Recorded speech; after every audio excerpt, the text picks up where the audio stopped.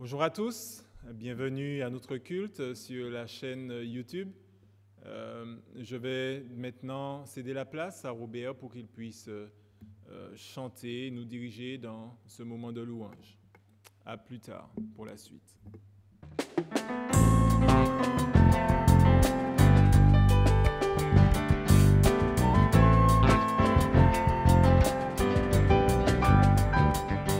Tous les anges louent sa sainteté.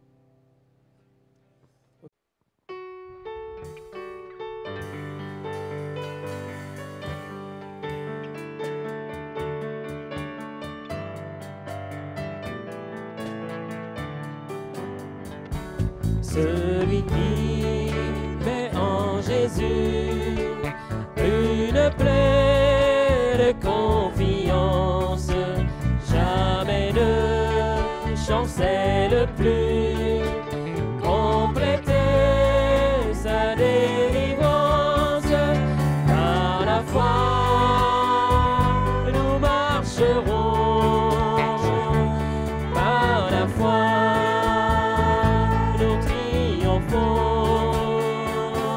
Par la foi, mon Rédempteur me ordonne plus que vainqueur.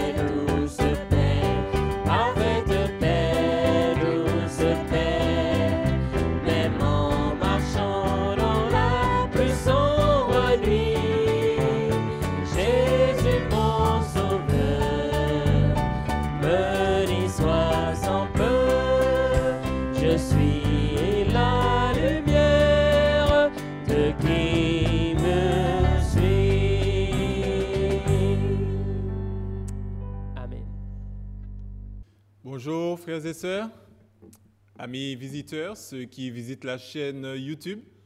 Nous sommes heureux de vous accueillir en ce jour.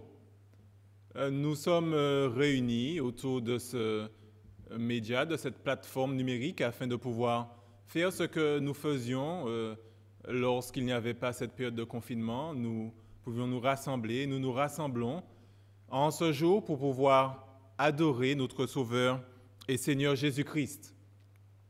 Et avant de commencer, je vais donc vous inviter à lire un psaume avec moi. Donc nous allons ouvrir nos Bibles. Pour ceux qui n'ont pas de Bible, nous allons projeter à l'écran les versets que nous voulons lire. Et nous allons ouvrir nos Bibles au psaume chapitre 4 et nous allons lire ce psaume entièrement. Psaume chapitre 4. Voici ce que dit la parole du Seigneur. Au chef des chantres, avec instrument à cordes, psaume de David. Quand je crie, réponds-moi, Dieu de ma justice. Quand je suis dans la détresse, sauve-moi. Aie pitié de moi. Écoute ma prière. Fils des hommes, jusqu'à quand ma gloire sera-t-elle outragée? Jusqu'à quand aimerez-vous la vanité? Chercherez-vous le mensonge? Sachez que l'Éternel s'est choisi un homme pieux. L'Éternel entend quand je crie à lui. Tremblez et ne péchez point. Parlez en vos cœurs sur votre couche, puis taisez-vous. Offrez des sacrifices de justice et confiez-vous à l'Éternel. Plusieurs disent, qui nous fera voir le bonheur? Fais lever sur nous la lumière de ta face, ô Éternel. Tu mets dans mon cœur plus de joie qu'ils n'en ont quand abondent leurs froment et leurs mou. Je me couche et je m'endors en paix, car toi seul, ô Éternel, tu me donnes la sécurité dans ma demeure. Amen. Je vais donc vous inviter à prier avec moi. Père éternel, Dieu de gloire, nous sommes encore une fois à tes pieds. Ô Éternel, nous reconnaissons que tu es le seul créateur du ciel et de la terre. Tu es au-dessus de toutes choses, tu es au-dessus de l'espace et du temps. Et pourtant, Père, tu agis au milieu de nous, dans l'espace et le temps. Tu es un Dieu qui est transcendant et pourtant tu es immanent. Et Père, nous te sommes reconnaissants parce que tu es un Dieu qui est merveilleux. Merci parce que tu prends soin de tes enfants. Merci parce que tu soutiens ta création. Ô Éternel, en ce matin, nous voulons nous présenter devant toi afin de t'offrir l'hommage de nos cœurs et de nos lèvres. Père, nous voulons placer notre confiance en toi. Fais briller, Seigneur, ta face sur nous. Que ta grâce et ta miséricorde soient déversées sur ton peuple. Ô Éternel, aide-nous à toujours regarder à toi dans les moments difficiles ou encore dans les moments de joie, dans tous les moments de nos vies que nous puissions avoir une pleine confiance en toi.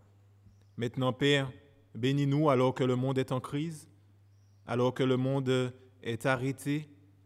Mais Père, nous savons que toi, tu ne dors jamais, tu ne t'arrêtes jamais, que tu es là pour bénir tes enfants, pour les protéger, pour les préserver. Et Père, nous savons et nous avons l'assurance que tu vas nous emmener à bon port, quel que soit ce qui nous attend. Tu es là avec nous et Père, c'est un espoir merveilleux. Maintenant, tu vois ceux également qui sont dans les ténèbres et qui te cherchent, qui ne te connaissent pas. Père, que tu puisses te présenter à ces personnes, à ces âmes qui sont égarées et perdues. Père, que tu puisses te manifester à leur cœur et qu'ils puissent voir briller la gloire de l'Évangile et qu'ils puissent se donner à toi et marcher comme tu le demandes dans ta parole. Père, sois glorifié en ce matin, sois exalté. Ton peuple est rassemblé pour pouvoir t'adorer. Sois avec nous. Dans le nom de Jésus, nous t'avons prié. Amen. Maintenant, frères et sœurs, amis youtubeurs, c'est la chorale qui nous interprétera un chant intitulé « Sur le mont du Calvaire ».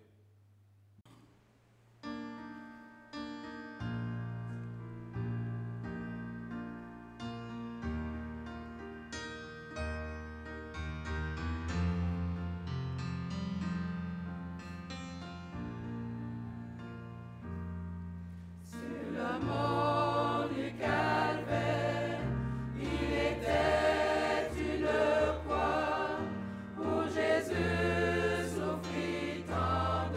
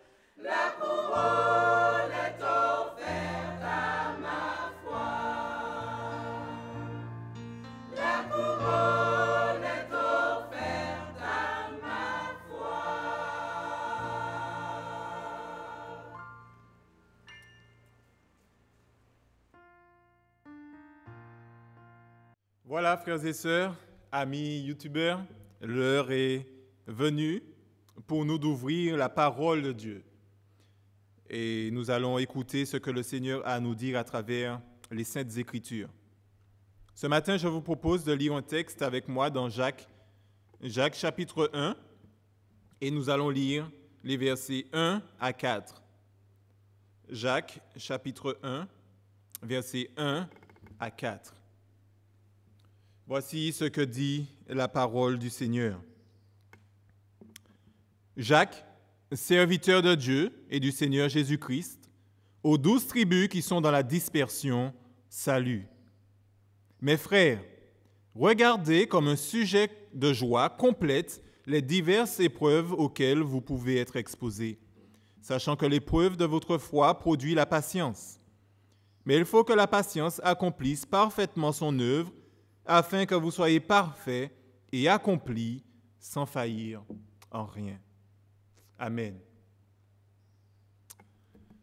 Frank Sinatra a affirmé que Ray Charles est le seul génie dans l'industrie de la musique. Il n'y a aucun qui surpasse Ray Charles. Ray Charles est donc un jeune homme qui est devenu aveugle à l'âge de 7 ans à la suite d'une maladie.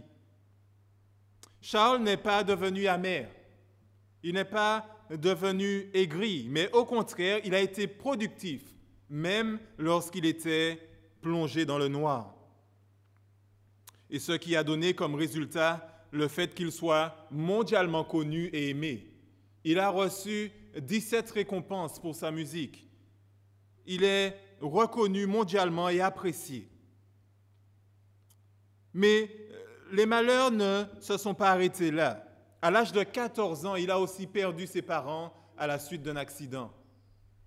Ray Charles n'a toujours pas abandonné et il a continué sa marche, sa progression vers le succès. Et un jour, il a confié que sa mère l'avait mis au défi d'affronter les difficultés de la vie. Et c'est ce qu'il a fait. Et quand il était au plus bas, il essayait de se rappeler ce que sa mère lui disait. Et sa mère lui disait, mon fils, tu es aveugle, mais tu n'es pas stupide. Mon fils, tu as perdu la vue, mais tu n'as pas perdu l'esprit. Sa mère donc l'encourageait et lui disait, mon fils, tu es aveugle, mais tu n'es pas stupide. Tu as perdu la vue, mais pas l'esprit. Et nous devons savoir que dans le monde dans lequel nous vivons aujourd'hui, nous allons avoir à faire face à des difficultés. Et chacun de nous aurons à affronter les difficultés de la vie. C'est une dure réalité, mais c'est la vie. Car le monde dans lequel nous vivons est un monde où le péché fait des ravages à plusieurs niveaux. Le péché ravage la moralité humaine. Il y a des meurtres, il y a des mensonges, il y a de l'adultère, des vols. Il y a aussi des dégâts qui se font ressentir sur le corps humain. Nous avons la dégradation de la matière. Nous vieillissons. Nous n'avons pas besoin de vous rappeler que vous vieillissez. Tous ceux et celles qui se regardent dans un miroir et se disent « Je suis magnifique, il faut que je reste comme ça, attendez quelques années, vous verrez. » Nous sommes appelés à nous dégrader. Certaines épreuves de la vie peuvent ébranler notre foi. Elles peuvent même nous paralyser dans nos pensées et dans nos actions. La crainte parfois s'empare de nous. Et sachez, pour information, que si vous laissez la crainte s'emparer de vous et vous empêcher d'avancer, c'est un péché. Car l'apôtre Paul nous disait dans Philippiens 4, verset 6, « Ne vous inquiétez de rien. Ne vous inquiétez de rien. » Jésus-Christ l'a dit aussi dans les évangiles. Et parfois, nous passons le plus clair de notre temps à nous inquiéter des choses futures. C'est-à-dire des choses qui ne sont même pas encore arrivées. On s'inquiète des possibilités de ce qui aurait pu arriver. Nous avons déjà du mal à gérer le poids de nos journées mais nous rajoutons au poids de nos journées le poids des journées qui ne sont pas encore arrivées. Les difficultés de la vie sont là et nous devons l'accepter. Et les difficultés ont aussi parfois cette faculté de nous empêcher d'entendre la parole de Dieu, d'entendre ce que Dieu a à nous dire. Et c'est dans l'un de ces moments que Jacques s'adresse à nous, afin que nous ne puissions pas oublier qui est notre Dieu et qu'est-ce que notre Dieu fait, quelle est sa mission dans ce monde. Nous ne devons pas oublier cela. Et Jacques va nous aider dans ces moments. Et il nous dira, je veux que vous puissiez persévérer, malgré les difficultés, en dépit des difficultés. Jacques veut nous encourager à ne jamais abandonner, mais à toujours persévérer. Ne jamais abandonner. Car la persévérance dans l'obéissance est bien plus profitable aux enfants de Dieu qu'autre chose. Et ce matin, nous allons donc approcher le texte que nous avons lu sous 3 points essentiels. Premièrement, nous allons identifier cette vérité théologique qu'est la persévérance. Nous allons voir donc cet appel que Jacques nous donne à persévérer, l'appel à la persévérance. Deuxièmement, nous allons chercher à comprendre pourquoi cette vérité est importante pour nous. Pourquoi est-elle importante dans notre parcours spirituel? Comment devons-nous donc persévérer? Et troisièmement, nous allons nous poser la question, qu'est-ce que cela veut dire pour nous aujourd'hui? Nous allons finir par chercher à comprendre ce que cela veut dire pour nous chrétiens qui vivons des moments aussi difficiles, aussi sombres. Donc les 3 points que nous avons aujourd'hui, identifier la persévérance, connaître l'importance de la persévérance et qu'est-ce que cela veut dire pour nous chrétiens. Commençons donc sans plus tarder. Jacques, dans le texte que nous avons lu, commence par se présenter. Il dit « Jacques » et il décrit, il se qualifie comme étant serviteur de Dieu et du Seigneur Jésus-Christ. Jacques nous dit qu'il est un serviteur du Seigneur. Tout comme vous et moi, nous sommes des serviteurs du Seigneur.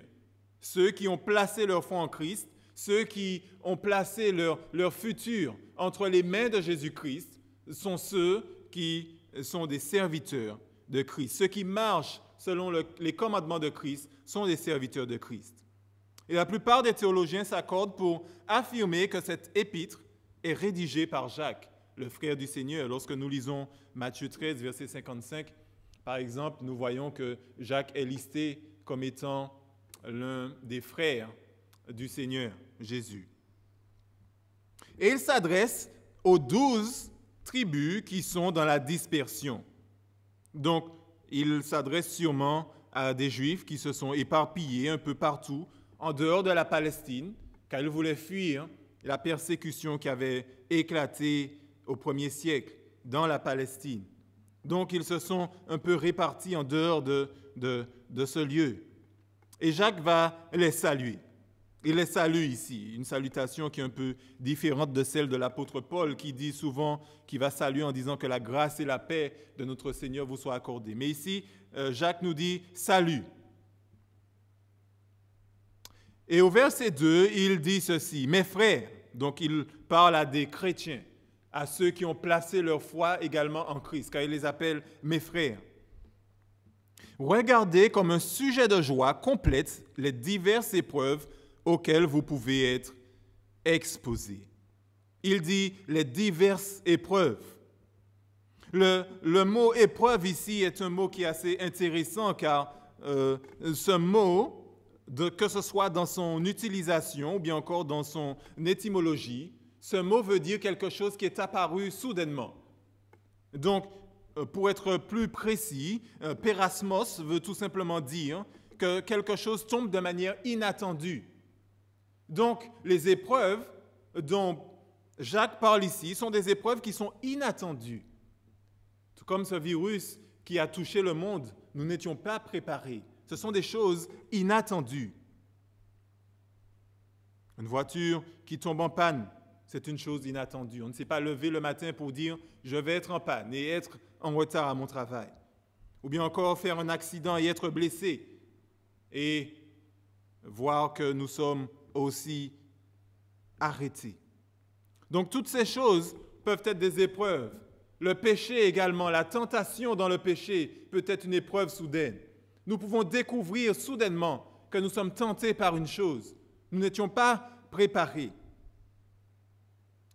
Et Jacques va dire à ses frères, eh bien, lorsque ces choses arrivent, regardez cela comme un sujet de joie, pas simplement comme un sujet de joie, mais il va dire un sujet de joie, il va dire qui est complet. C'est ce qu'il nous dit ici, comme un sujet de joie complète.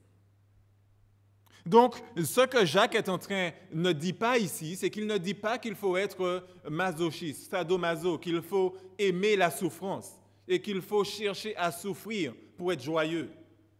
Non, il n'est pas en train de dire cela. Jacques fait référence, ce qu'il est en train de dire, c'est qu'il fait référence à un état de bien-être qui est prolongé, non pas qui est un événement immédiat de bonheur et de plaisir, un ressentiment de bonheur et de plaisir immédiat, mais un état de bien-être qui est prolongé sur la durée, un état de bien-être qui pointe vers l'avenir.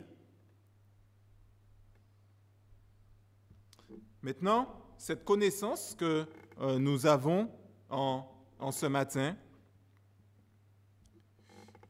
cette sensation de bien-être, c'est que nous avons un Dieu qui est puissant. Nous sommes entre de bonnes mains.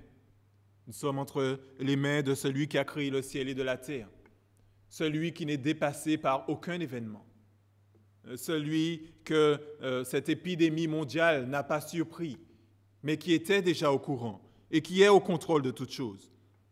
Eh bien, Jacques nous donne cette compréhension que cet état de bien-être appartient à ceux qui sont dans la main du Seigneur. Jacques demande que nous puissions être dans la joie, dans cet état de bien-être prolongé. Malgré la souffrance, nous savons que nous ne pouvons pas nier cette souffrance, elle est réelle. Nous ne pouvons pas dire qu'il y a des gens qui ne souffrent pas. Je ne peux pas vous dire que vous êtes en train de saigner et que la douleur que vous avez n'est pas réelle. Non, elle est réelle. Mais Jacques est en train de dire qu'au milieu de cette souffrance, ne regardez pas à la souffrance qui vous atteint maintenant, mais regardez au-delà de cela. Regardez à votre état de bien-être général. Quel est cet état? Vous êtes sauvés, vous avez été rachetés par Christ. Ce qui vous attend maintenant, vous êtes en train de traverser des turbulences. Mais là où vous allez, eh bien, sachez que c'est un endroit merveilleux. Et Jacques va demander à ce que ses frères, au milieu de la tribulation, au milieu de la souffrance, puissent persévérer, qu'ils puissent continuer d'aller de l'avant et non pas reculer. Qu'est-ce donc la persévérance? Nous voyons que Jacques va demander à ce qu'on persévère. Donc, cela veut dire qu'il ne nous demande pas de fuir. Le réflexe de ce monde occidental, c'est de fuir les difficultés, de fuir les tribulations, mais il ne nous demande pas de fuir. Ou bien encore d'appliquer le syndrome de l'autruche. Vous savez, lorsqu'on met la tête dans un trou, donc comme on ne voit pas, on pense que le problème n'est plus là. Ce n'est pas ce que Jacques est en train de nous dire ici. Mais il nous dit que nous devons affronter les difficultés avec la foi. Qu'est donc la persévérance? La persévérance, c'est persister ou bien endurer en dépit et malgré les difficultés dans notre engagement à l'évangile de Jésus-Christ. La persévérance, c'est donc persévérer dans notre engagement avec Jésus-Christ. Lorsque nous avons placé notre foi en lui, même s'il y a des difficultés, nous devons persévérer. Ce n'est pas parce que l'on est confiné, par exemple, dans nos maisons que nous devons abandonner nos réunions, que nous devons abandonner le fait de nous retrouver autour de la parole de Dieu. Je ne dis pas de violer cet ordre qui a été donné par le gouvernement, mais je dis que les heures que nous mettions à disposition de notre Dieu, nous devons également les mettre à la disposition de Dieu, même si nous sommes confinés. Pourquoi? Parce que cela nous permet de persévérer dans la prière, dans la lecture de la parole, dans l'adoration de Dieu, en élevant des chants vers notre Dieu. Vous savez, il est parfois facile de persévérer lorsque tout va bien, lorsque dès qu'on dit quelque chose, les autres approuvent. S'ils approuvent ce que nous disons, eh bien, la persévérance, qu'est-ce que c'est? Mais lorsque nous persévérons dans l'Évangile, alors que ceux qui nous regardent sont contre nous, rejettent ce que nous disons, lorsque la majeure partie du monde va à droite, eh bien, que nous devons aller à gauche, eh bien, il est difficile parfois de persévérer. Les moqueries sont là, les douleurs sont là, le rejet est là. Pouvons-nous persévérer dans ces moments? Quand tout le monde est d'accord avec nous, c'est facile. Mais qu'en est-il lorsque les autres sont contre nous? Persévérer quand tout va mal. C'est ce que Jacques nous demande. Mais pourquoi considérer les épreuves comme un sujet de joie? C'est là la question que nous pouvons nous poser. Pourquoi donc considérer la souffrance comme un sujet de joie? Lorsque nous lisons l'apôtre Paul dans Romains chapitre 5 et au verset 3, nous voyons que Paul dit ceci: « Bien plus, nous nous glorifions même des afflictions, sachant que l'affliction produit la persévérance. » Donc, qu'est-ce qui se passe? Il faut donc qu'il y ait de la souffrance pour que la persévérance puisse être là. Il faut donc que cette souffrance se manifeste pour que les enfants de Dieu puissent persévérer dans la foi. Maintenant, notre deuxième point est de savoir pourquoi la persévérance est importante. Comment persévérer dans les moments de difficulté? Jacques nous dit dans le texte que nous avons lu que la persévérance est importante car elle va produire de la patience. Au verset 3, sachant que l'épreuve de votre foi produit la patience.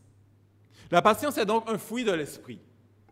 Lorsque nous lisons Galates 5, verset 22, il nous est dit que le fruit de l'esprit, c'est l'amour, la joie, la paix, la patience, la bonté, la bénignité, la douceur et la tempérance. La patience fait donc partie du fruit de l'esprit. Et nous devons avoir de la patience en abondance. La parole nous demande à ce que nous puissions persévérer afin de démontrer que nous grandissons dans la foi et que nous portons du fruit. Pourquoi la persévérance est importante? Premièrement, parce que c'est une marque de maturité de l'enfant de Dieu. Lorsque nous lisons le verset 4, il nous est dit « Il faut que la patience accomplisse parfaitement son œuvre afin que vous soyez parfaits. » Ici, le terme « parfait » dans le grec veut dire mature, que vous puissiez atteindre une maturité et que vous puissiez être accomplis sans faillir en rien. La persévérance, donc, dans l'application de l'Évangile dans nos vies quotidiennes, nous pousse donc à grandir spirituellement, à devenir matures. Lorsque nous appliquons l'Évangile de Christ dans nos vies, eh bien, cela nous pousse à devenir matures. C'est un cycle. Nous appliquons la parole de Dieu. Nous avons des épreuves. Cela nous pousse à grandir. Et nous avons la victoire. Et ensuite, le cycle recommence. Lorsque nous avons la victoire, une autre épreuve se présente à nous. Nous persévérons encore et encore. Maintenant, la persévérance est importante car lorsque nous persévérons, que nous nous accrochons sur l'Évangile de Christ, nous nous accrochons sur ses promesses, notre foi qui est en Christ va donc approfondir notre confiance en Dieu. Nous allons donc développer, affermir cette foi inébranlable en Dieu. Et cette foi va nous fournir le succès. Il nous est dit au verset 4, sans faillir en rien. Donc, vous voyez bien que Dieu ne nous promet pas l'échec. Mais si nous persévérons, Dieu va nous promettre ce qu'il appelle la victoire. Nous aurons le succès dans l'épreuve si nous persévérons. Mais comment devons-nous persévérer?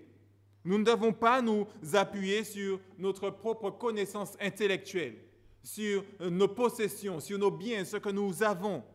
Mais nous devons nous appuyer sur la force surnaturelle que Dieu lui-même nous donne. C'est ce qu'il va dire au verset 5 de l'épître de Jacques. Et il dira que si quelqu'un de vous manque de sagesse, qu'il demande à Dieu, et Dieu va donner simplement, sans reproche. Donc, la foi en Dieu demande de la persévérance. Et grâce à cette persévérance, nous aurons le succès vers une maturité spirituelle. Si vous voulez grandir dans la foi, vous devez donc persévérer dans ce que Dieu vous demande de faire. Celui qui fait la parole de Dieu une fois, qui l'abandonne pendant des mois et qui ensuite retourne et la fait encore une fois, il n'y a pas de consistance. Cela ne nous permet pas de grandir spirituellement. Mais il faut au contraire que la persévérance soit là, qu'elle nous aide à grandir. Deuxièmement, pourquoi la persévérance est-elle importante? Jacques nous encourage à persévérer. Pourquoi? Elle est importante parce que l'endurance dans l'Évangile, dans la parole de Dieu, c'est-à-dire l'obéissance au message de Christ, est agréable à Dieu. Et lorsque nous obéissons à Dieu, cela attire des bénédictions à l'enfant de Dieu. Lorsque nous persévérons dans l'application de la parole de Dieu, en lisant la parole de Dieu, en la méditant, en l'appliquant dans nos vies, en nous efforçant à appliquer cette parole dans les situations de nos vies, eh bien, nous montrons à Dieu que nous l'aimons. Nous disons à Dieu, Père, je t'aime, malgré les difficultés qui sont là. Je t'aime. Malgré ce confinement qu'il y a, je t'aime. Et je veux pouvoir appliquer ta parole dans ma vie parce que tu es celui qui met la joie dans mon cœur. Tu es celui qui m'aide à persévérer. Tu es celui qui va m'aider à traverser les tribulations. Tu es celui qui va me supporter. Tu es mon Dieu. Il nous est dit dans Jacques 1 au verset 12 que celui qui supporte patiemment la tentation, après avoir été éprouvé, celui-là recevra la couronne de vie que le Seigneur a promise à ceux qui l'aiment. Et tous ceux qui démontrent à Dieu qu'ils l'aiment ont cette couronne de vie. Donc, Jacques nous dit qu'il est important de persévérer et de montrer ainsi notre amour à Dieu parce qu'il y a une bénédiction qui s'attache à cet amour que nous manifestons envers Dieu. C'est une bénédiction éternelle, c'est la couronne de vie. Nous aurons donc la vie éternelle si nous persévérons. Troisièmement, pourquoi persévérer est important? Si nous retournons dans l'épître aux Romains, l'apôtre Paul va nous donner un élément de réponse au chapitre 5. Pourquoi la persévérance est-elle importante? Voici ce qui est dit au chapitre 5, verset 4 de Romains. La persévérance va engendrer la victoire dans l'épreuve. Et cette victoire va engendrer l'espérance. Lorsque nous voyons cela, pourquoi est-il important de persévérer? Parce que lorsque nous persévérons, nous allons avoir la victoire sur nos tribulations. Lorsque nous persévérons dans l'Évangile, dans l'obéissance à la parole de Dieu, nous aurons la victoire face à nos ennemis.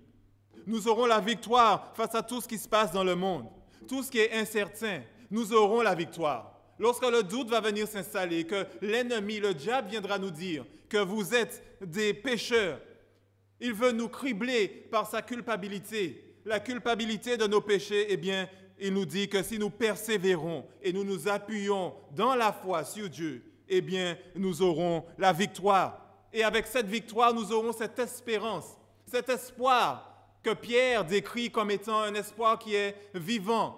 Ce n'est pas un espoir qui est incertain, mais c'est une certitude que nous aurons la victoire. Cette espérance vit en nous, nous donne la force qu'il faut pour pouvoir avancer et aller de l'avant. Persévérer, c'est une bonne chose, mais nous devons persévérer comme Dieu le demande, dans l'obéissance à sa parole.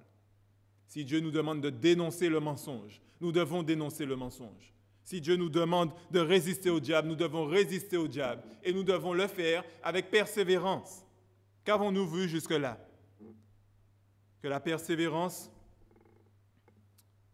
est une chose qui est importante pour l'enfant de Dieu. La persévérance va générer la maturité de l'enfant de Dieu.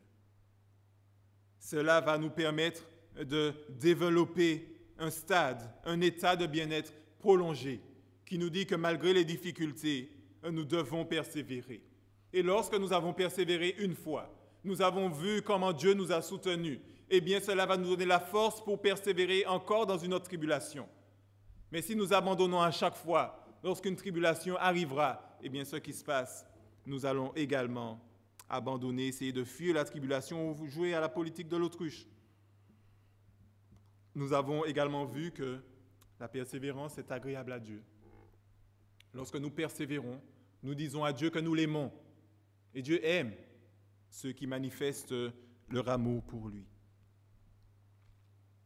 Et ensuite, l'espoir est engendré lorsque nous persévérons. Parfois, nous regardons certaines personnes qui sont accablées, attaquées de toutes parts, mais qui résistent à l'ennemi, qui résistent aux tribulations, qui résistent à l'abandon de la foi. Pourquoi? Parce qu'ils veulent continuer à aller vers Dieu, à se rapprocher de Dieu malgré les difficultés. Alors que tout le monde suit le courant, ceux qui sont en Dieu remontent le courant. Ils vont à contresens. Pourquoi? Parce qu'ils veulent se rapprocher de Dieu. Et tout cela se fait dans la foi. Maintenant, qu'est-ce que cela veut dire? C'est notre troisième point. Qu'est-ce que cela veut dire? Qu'est-ce que cela implique pour nous chrétiens qui sommes dans cette année 2020 au milieu d'une tribulation mondiale, dans un confinement, nous ne savons pas pour combien de temps? Nous voyons que Dieu permet les difficultés pour nous former et nous faire grandir dans la foi. Vous et moi, lorsque nous nous retrouvons dans de telles situations, nous devons regarder à Christ. Nous devons regarder à Dieu et considérer cette épreuve comme un sujet de joie parce que nous savons qu'à la fin, Dieu va nous apporter la grâce dont nous avons besoin afin de traverser ces tribulations. Et puisque nous avons persévéré, Dieu va nous aider dans la foi à devenir des chrétiens matures, des chrétiens qui vont devenir de plus en plus résistants aux attaques de l'ennemi. Des chrétiens qui vont devenir de plus en plus résistants lorsque des tribulations se présentent à eux. Dieu permet les difficultés afin que notre foi puisse être affermie. Nous voyons que les difficultés doivent être considérées comme un sujet de joie. Pourquoi? Parce que nous connaissons la finalité. Nous ne devons donc pas nous plaindre et baisser les bras. Mais lorsque nous sommes dans ces moments, nous devons nous adresser à Dieu dans la prière. C'est ce que Jacques dit. Si quelqu'un manque de sagesse, qu'il demande à Dieu, qu'il donne, c'est-à-dire qu'il prie Dieu. Dans ces moments, nous devons donc prier Dieu, regarder à Dieu. Nous devons remercier Dieu pour tout ce qu'il fait pour nous. Même si nous sommes dans des moments difficiles, nous ne pouvons pas aller travailler, nous perdons de l'argent, mais nous savons une chose, que nous sommes entre les mains de Dieu et que Dieu prendra soin de nous. Maintenant, lorsque nous sommes dans cette situation, nous devons regarder à Dieu et lui rendre grâce pour tout ce qu'il fait. Nous devons considérer cela comme un sujet de joie. Nous pouvons prier en regardant à Dieu en disant « Seigneur, je ne comprends pas ce qui se passe, mais je te remercie pour Romains 8, 28 qui dit que toute chose concourt au bien de ceux qui aiment Dieu. Je te remercie de ce que dans ta parole, tu nous as promis d'être avec nous et que tu nous soutiendras. Je te remercie, Seigneur. Même si je ne vois pas comment cela arrivera, mais toi, tu le sais, et cette chose est certaine, elle arrivera. » Deuxièmement, la persévérance démontre notre amour pour Dieu. Lorsque nous passons par des moments difficiles, au lieu de nous plaindre, de nous éloigner de Dieu, nous devons montrer à Dieu combien nous l'aimons. Combien notre amour pour lui est inébranlable. De même qu'il nous a donné son Fils Jésus-Christ qui est mort à la croix pour nos péchés, de même nous voulons l'aimer avec notre vie entière. Même si les difficultés s'abattent sur nous, nous ne voulons pas abandonner. Nous voulons faire comme ce jeune homme qui a persévéré jusqu'à ce qu'il arrive au succès. Ray Charles a persévéré, il a perdu la vue, il était dans le noir, il a perdu ses parents et pourtant il a persévéré jusqu'au succès. Et nous savons que nous ici, bien qu'il s'est positionné pour la mauvaise personne, nous nous sommes positionnés pour Dieu. Et parce que nous sommes du camp de Dieu, nous sommes avec Dieu, eh bien, nous savons que Dieu va également retourner cet amour que nous lui montrons en persévérant dans l'obéissance à sa parole. Troisièmement, comment nous devons donc affronter les épreuves et persévérer? Jacques nous dit que nous devons le faire avec foi.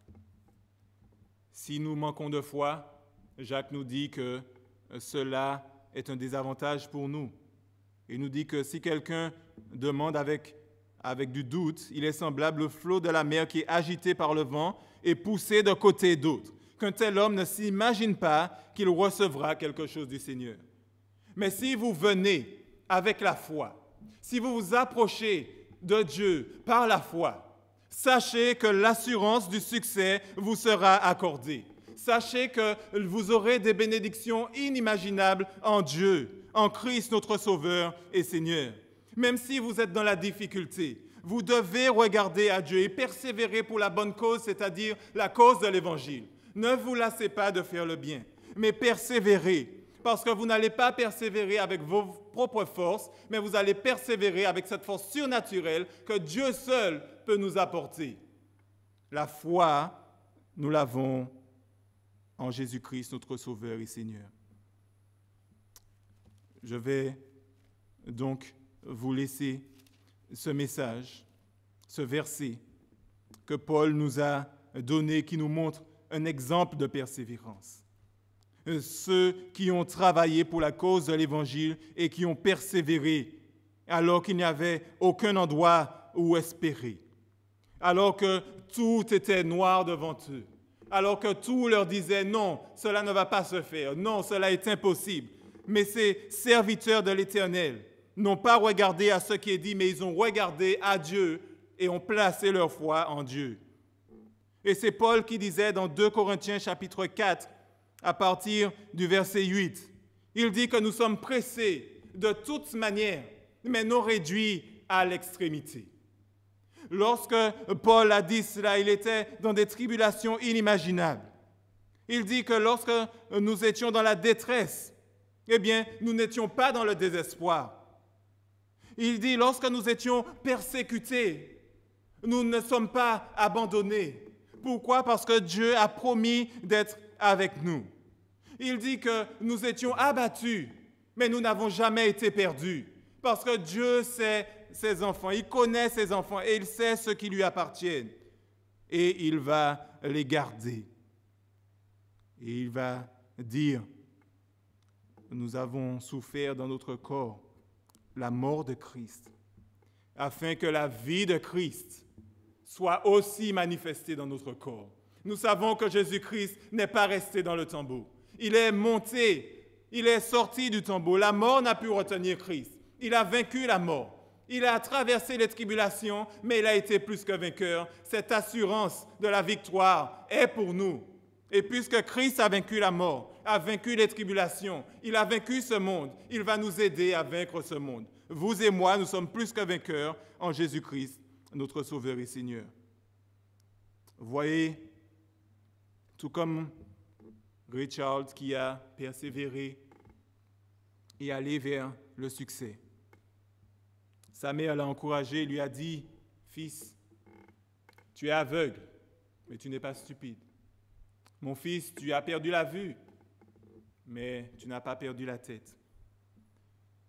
Je veux que vous sachiez en ce matin que vous et moi, même si nous ne voyons pas l'issue de la situation à l'heure actuelle, même si nous n'avons pas cette visibilité nécessaire, mais nous savons que Dieu a toutes choses entre ses mains. Nous savons que Dieu ne va pas nous laisser démunis. Nous n'avons pas cette visibilité, mais nous ne sommes pas stupides. Nous avons la parole de Dieu. Et puisque nous avons la parole de Dieu, nous avons cette assurance. Nous n'avons pas la visibilité de l'horizon, mais sachez que Dieu est là et il a promis d'être là. Chers chrétiens, vous n'avez pas la vue, la visibilité de ce qui se passe, mais sachez une chose, c'est que vous n'êtes pas démunis. Dieu a promis d'être là et de vous supporter, et il va le faire. Et aujourd'hui, il déverse sa paix dans vos cœurs. Pourquoi? Parce que votre foi est en Christ et comme vous avez la paix. Vous êtes comme Daniel qui était dans la fosse aux lions. Daniel a été jeté dans cette fosse aux lions et il a dormi toute la nuit en paix avec ces lions. Il n'a jamais été dévoré. Il n'a jamais été mordu ou griffé, blessé par ces lions. Non, ces lions dormaient à côté de lui. Mais ceux qui n'étaient pas dans cette paix, tout comme le roi qui avait donné l'ordre à jeter Daniel dans cette fosse aux lions, qui ne pouvait pas dormir la nuit, eh bien sachez que tous ceux qui n'ont pas leur foi en Jésus-Christ sont comme ce roi qui sont troublés, persécutés, tourmentés par la situation, qui ne savent où regarder. Mais vous qui êtes en Christ, regardez à Christ parce que la solution est en Christ. Regardez à Christ parce que la victoire est en Jésus-Christ. Frères et sœurs, sachez que le Seigneur est là avec nous dans toutes ces tribulations et qu'il ne nous abandonnera jamais. Toutefois, ceux qui ne connaissent pas le Seigneur, ces moments difficiles sont un moment où vous êtes appelés à reconnaître que Jésus-Christ est seul Seigneur et qu'un jour vous devrez plier vos genoux devant lui. Cette heure est grave, cela vous montre l'urgence de la situation. Aujourd'hui, c'est jour de grâce. Si vous entendez l'appel du Seigneur, repentez-vous, détournez-vous de vos mauvaises voies, donnez votre cœur et placez votre foi dans le Seigneur Jésus-Christ, et alors vous serez sauvés. Et cette paix, la persévérance dans la parole de Dieu, dans l'application des Écritures, se fera alors dans vos cœurs. Que le Seigneur nous bénisse en ce jour. Amen. Nous allons courber nos têtes et prier. Père éternel, nous voulons te remercier parce que nous savons que nous allons persévérer, parce que tu nous as choisis. Et nous savons, Seigneur, que nous n'avons pas à nous battre, mais c'est toi, Seigneur, qui te bats pour nous. C'est toi, Seigneur, qui nous aide, qui nous soutient dans les moments difficiles. C'est toi qui nous aide dans la tribulation. Tu es notre secours, tu es notre bouclier, tu es notre forteresse, tu es notre haute retraite. Ô Seigneur, tu es le roi des rois. Et nous savons que nous sommes entre de bonnes mains. Merci Seigneur pour la grâce que tu nous accordes. Pardonne-nous cependant nos offenses. Si parfois nous avons douté, nous nous sommes laissés aller, éloignés de toi. Ramène-nous à bon port, ramène-nous à toi et que ta miséricorde soit sur nous. Que ceux qui ne te connaissent pas, Seigneur, que tu te révèles à eux dans ces moments difficiles, que tu permettes qu'ils réfléchissent à leurs conditions si fragiles. Ce virus microscopique qui peut nous tuer, eh bien, qu'ils puissent réfléchir que leur vie est fragile et qu'ils doivent la remettre entre celui qui est tout-puissant. Nous t'avons prié dans le nom de ton Fils Jésus. Amen. Voilà, frères et sœurs, nous allons donc terminer avec ce chant.